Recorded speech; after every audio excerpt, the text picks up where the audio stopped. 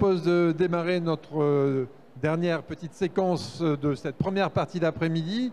Nous allons aborder un des sujets qui sera certainement un des sujets phares des prochaines années, puisqu'il s'agit de parler de comment réussir la diversité et l'inclusion en entreprise, en s'appuyant notamment sur l'expérience d'Engie, avec un copilotage effectué par LearnLight. Donc j'ai le plaisir d'accueillir à cette table qui n'est pas ronde mais quasiment Renata Spada, qui est Group VP Talent Acquisition and Global Chief Diversity Equity Inclusion Officer chez Engie. Vous avez assez de place sur la carte de visite pour noter tout ça?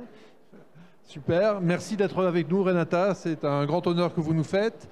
Et Alex Cabon, qui est donc Head of LearnLight en France, LearnLight bien entendu, qu'on est ravi d'accueillir également et qui va prendre la parole pour ensuite la laisser aux dames, bien entendu.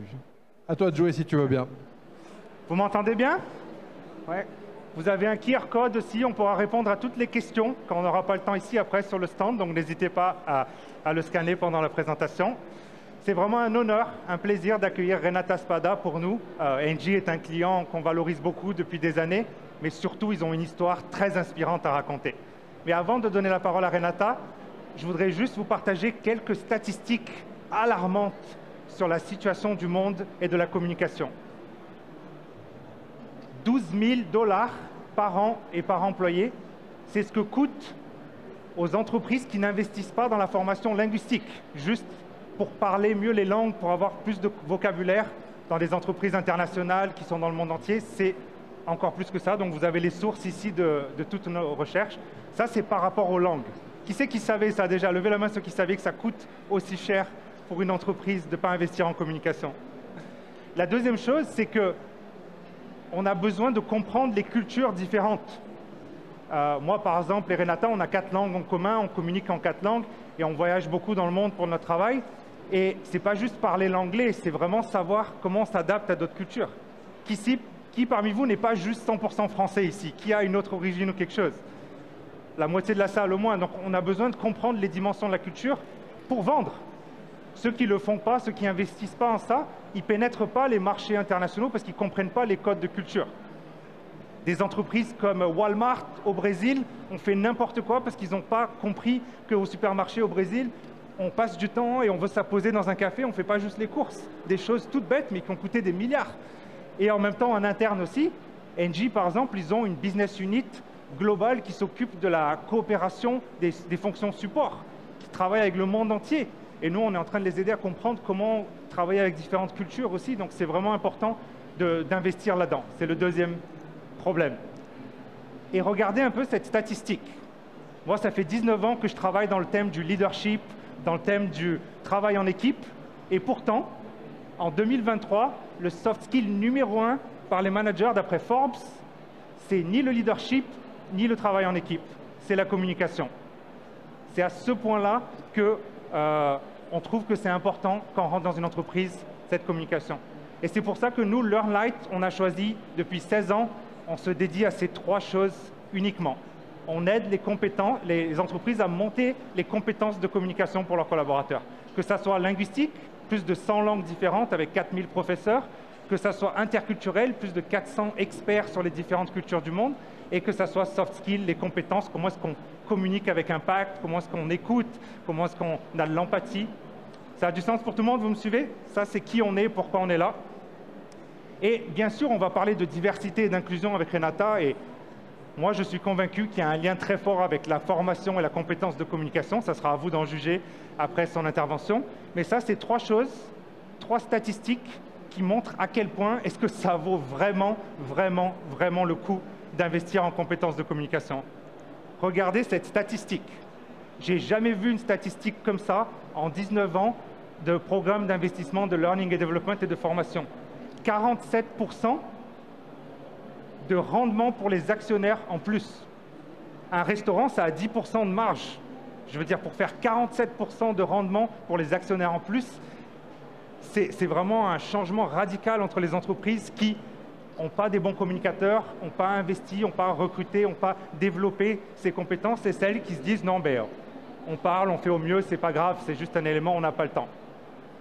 C'est vraiment ça qu'il faut présenter pour ceux qui sont RH ici, à votre CFO, à votre COMEX, pour montrer qu'il y a vraiment de l'argent à récupérer là-dedans quand on investit en communication.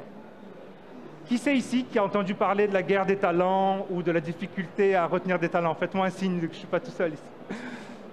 J'ai beaucoup de gens qui me disent tous les jours, Alex, on n'arrive pas à garder les gens.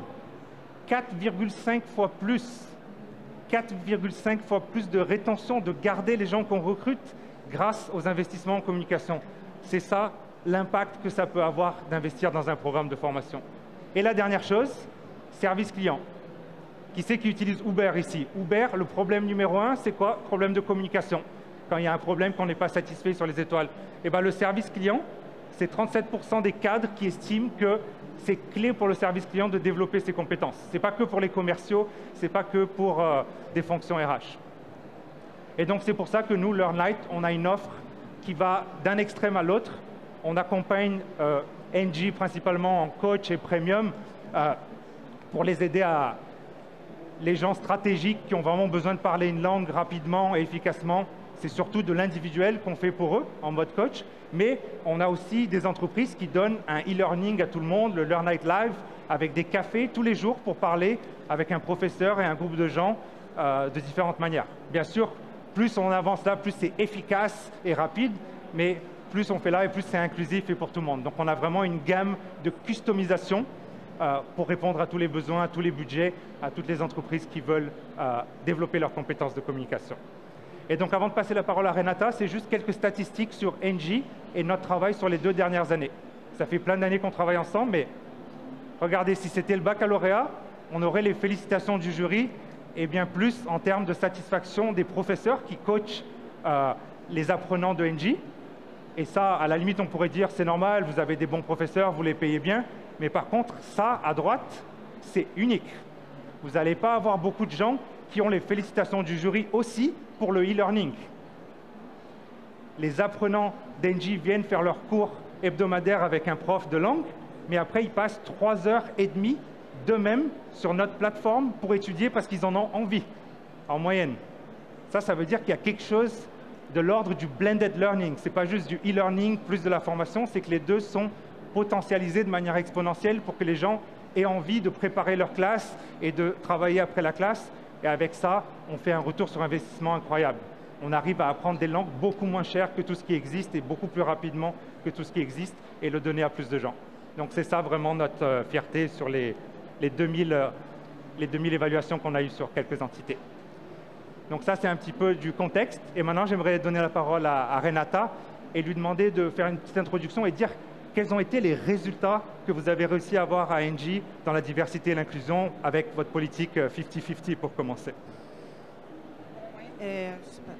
Vous m'entendez? Là, je n'entends plus. Je ne m'entends pas, mais bon. Donc, NG, elle a commencé vraiment, nous avons commencé vraiment à traiter la diversité et l'inclusion à travers les schémas de l'équité entre les hommes et les femmes. Avant même de parler de toutes les autres dimensions, on a commencé un programme qui s'appelle 50-50. Et ça a commencé pendant l'époque du confinement. Donc, c'était un moment crucial pour NG, justement, et on était à peu près à 22% des femmes dans nos cadres, dans le monde entier.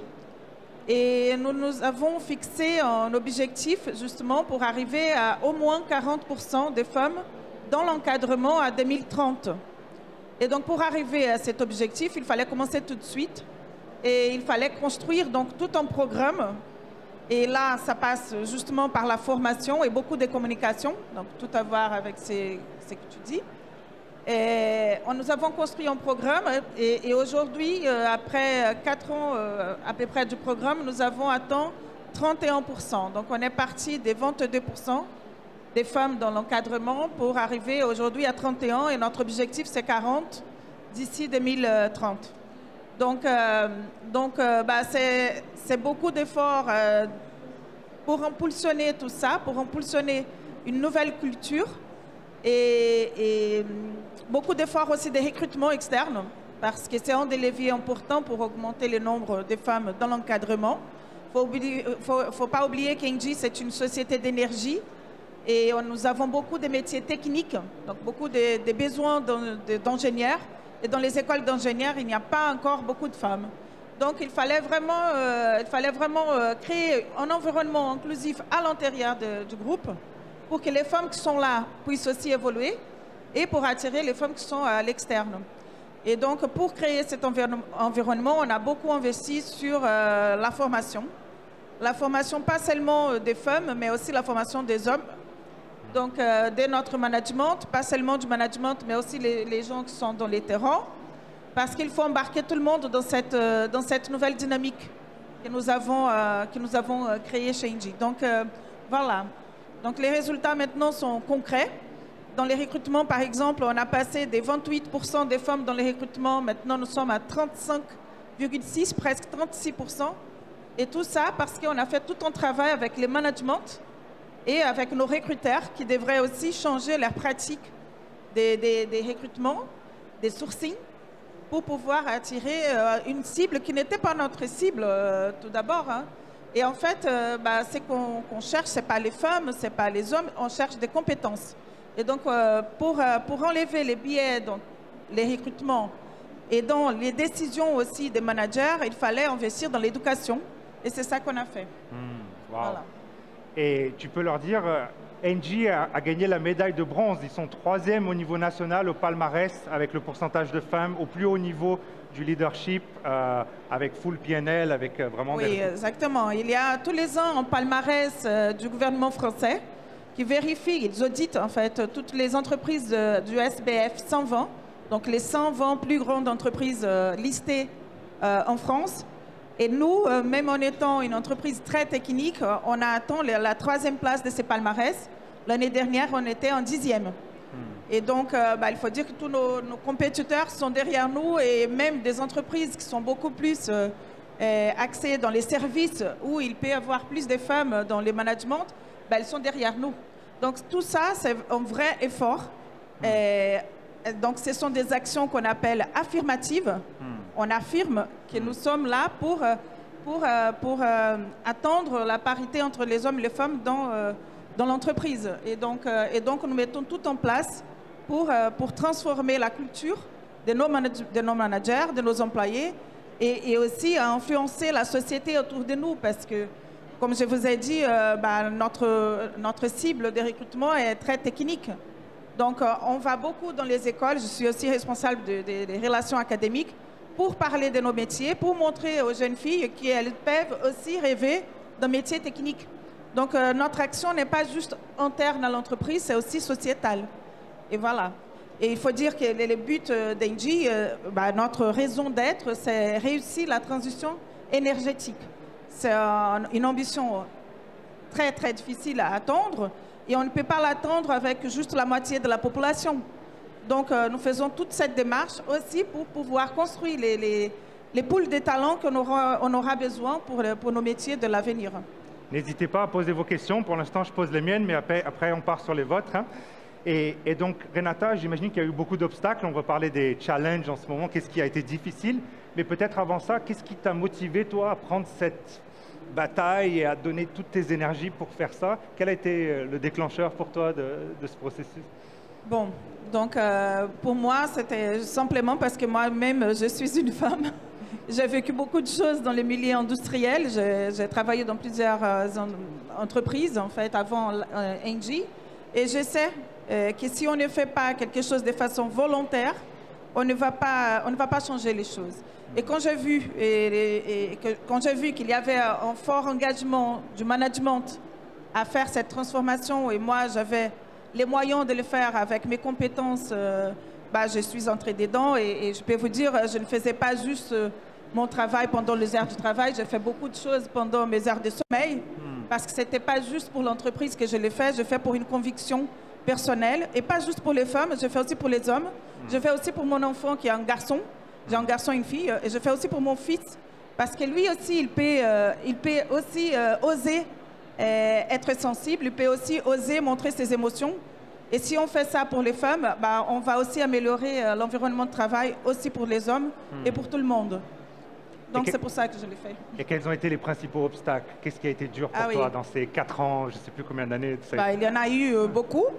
Je peux vous dire que quand on a commencé à parler d'égalité femmes-hommes dans l'entreprise, c'était un moment où tout le monde pensait juste à faire les business sous-vivre parce qu'on était dans la pandémie. Mais c'était aussi un moment intéressant parce que c'était aussi un moment où les gens sont revenus à l'essentiel. Et donc, c'était une fenêtre d'opportunité pour parler de ça. Mais pas tout le monde était à l'écoute. Donc, bien sûr, moi, je suis allée voir chaque business d'Engie dans le monde entier. Je suis allée parler avec mon équipe, avec chaque CEO de nos business, parce qu'il fallait qu'ils comprennent déjà le pourquoi et qu'ils puissent aussi trouver leur propre pourquoi. Et bien sûr, ce n'était pas facile. Il y avait quelques-uns qui m'entendaient, qui m'écoutaient, mais il y avait d'autres qui m'humiliaient devant tous les COMEX. Donc, il y a des choses qui s'est passées pendant tous ces temps-là.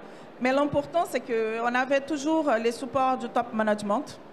On avait aussi l'exemplarité du top management d'Engie. Et après un certain temps, avec toutes les actions qu'on a faites pour la communication, pour l'éducation, ces efforts commencent à se cascader et à descendre dans toute l'entreprise. On n'est pas encore parfait, il y a encore des événements, des épisodes de sexisme ou d'harcèlement. Mais on est là et ils savent, les gens d'Engie savent aujourd'hui quels sont nos engagements par rapport à la diversité et l'inclusion, pas seulement pour les femmes, parce qu'une fois qu'on a créé les schémas pour l'égalité femmes-hommes, nous avons aussi ouvert les portes pour la discussion de la diversité en termes généraux. Et donc, après 2 ans de 50-50, les groupes m'ont demandé de créer une fonction globale pour la diversité et l'inclusion. Et donc, l'année dernière, c'était même fin 2022, et l'année dernière, on a déployé une politique monde pour la diversité et l'inclusion avec d'autres dimensions et pas seulement celle des femmes. Donc, c'est tout un mouvement culturel qui n'est pas juste un mouvement d'Engie, c'est un mouvement sociétal. Il y a une forte attente de la société. Donc, je peux vous dire, la résistance, les biais, c'est un obstacle, mais on a eu aussi beaucoup de force par la pression que la société fait autour de ces sujets dans les entreprises. Donc, nos investisseurs, pour vous dire par exemple, à chaque exposition au marché ou à chaque assemblée d'actionnaires, nous avons beaucoup de questions sur ce qu'on fait par rapport à l'inclusion dans l'entreprise. Surtout parce que nous avons communiqué dans le marché nos objectifs. L'objectif 50-50, par exemple, c'est un objectif en KPI extra-financier du groupe de premier rang. Donc, dans le même niveau que les objectifs financiers. Donc, quand on communique au marché, nous sommes une société listée, donc en bourse, il faut montrer qu'on fait. Et donc là, nous sommes justement en train de montrer les résultats en ces moments parce que pendant un certain temps, on était en train de construire les fondations pour ces changements culturels et on continue à construire ces fondations. Mais là, maintenant, les résultats concrets commencent à apparaître. Et c'est ça que les investisseurs et nos actionnaires attendent aussi. Donc voilà. Je ne sais pas vous, mais moi j'entends beaucoup le côté de customisation, quoi. Quelque chose qui m'a vraiment impressionné dans leur politique, c'est que Renata, personnellement, est allée parler à tous les DRH des 27 entreprises du groupe Engie pour comprendre les compositions des COMEX, qui étaient ces gens-là, leur profil, leur culture, et ils ont adapté. Il y avait du e-learning comme nous à une échelle pour tout le monde, il y avait des prix au niveau local pour chaque personne, mais il y avait aussi des formations au top niveau pour tous les 6 mois pendant plusieurs années pour les membres du COMEX, donc il y avait vraiment une customisation. Levez la main ceux qui pensent que la customisation, c'est indispensable aujourd'hui dans n'importe quel genre de formation, de programme de communication. Ce n'est pas juste pour la communication ou pour la diversité et l'inclusion, c'est dans tout vraiment. Donc je pense qu'il y avait un point clé de s'adapter à tous les niveaux de l'organisation, d'engager à tous les niveaux et de faire comprendre pourquoi. Quoi. Oui, à tous les niveaux, il y a toutes sortes d'activités parce que nous avons différentes activités chez Engie. Et les niveaux de maturité n'étaient pas les mêmes. Par exemple, nous avons l'activité B2C où on a déjà une parité. Il y a beaucoup de femmes dans l'activité B2C, mais dans le B2B, non. Donc, la maturité n'était pas la même, la compréhension du sujet n'était pas la même. Et en fait, chaque personne a un vécu différent. Et chacun va trouver son propre pourquoi dans les expériences qu'ils ont vécues ou elles ont vécues auparavant. Donc, on ne peut pas simplement prendre une formation dans le marché, une chose existante, et appliquer dans un groupe de 100 000 personnes. Donc, nous avons vraiment customisé et selon la hiérarchie et selon les degrés de maturité de chacun. Donc, nous avons par exemple créé un e-learn qui parle de la diversité, équité et inclusion de la façon la plus basique. Et ça, c'est pour tout le monde. Et on a déjà plus de 26 000 personnes qui ont fait les parcours online sur la diversité, l'équité et l'inclusion. Après, on a créé une formation pour les managers, pour les leaders, parce que ce sont eux qui doivent vraiment guider les changements culturels. Nous, on impulsionne depuis les corps, depuis les headquarters, mais ce sont les gens du business qui vont vraiment changer les choses. Donc, on a créé une formation spécifique pour montrer, pour qu'ils vivent l'exclusion. C'est aussi une chose intéressante, c'est qu'on les a fait aussi vivre, et pas seulement écouter. Et ça, c'était très transformateur.